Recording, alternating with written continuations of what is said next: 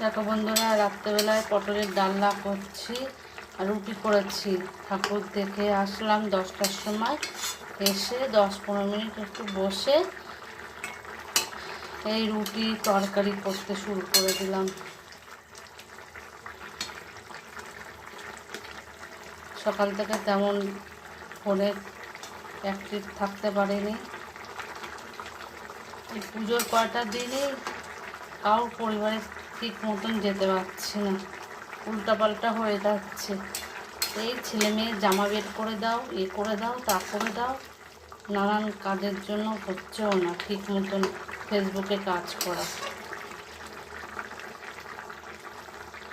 পুজো না মিটলে ঠিক সবার পরিবারে ঠিক মতন যেতে পারছি না। সবাই ভালো থেকো, পুজো দেখো, আনন্দ করো। এই যে রুটি করেছি, শান্তিপুরে এত ঠাকুর, হেঁটে তো দেখাই যাবে না। এই টোটো করে ঠাকুর দেখেছি, টোটো ভাড়া করেছিলাম।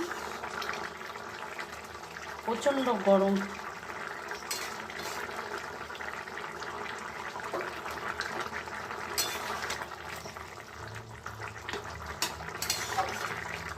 আজকে আমাদের দুপুরে খাইয়েছে বাঁধাকপি দিয়ে মাছের মাথা দিয়ে তরকারি, ডাল, মুসুরির ডাল, চিপস, মাছ আর আমের চাটনি।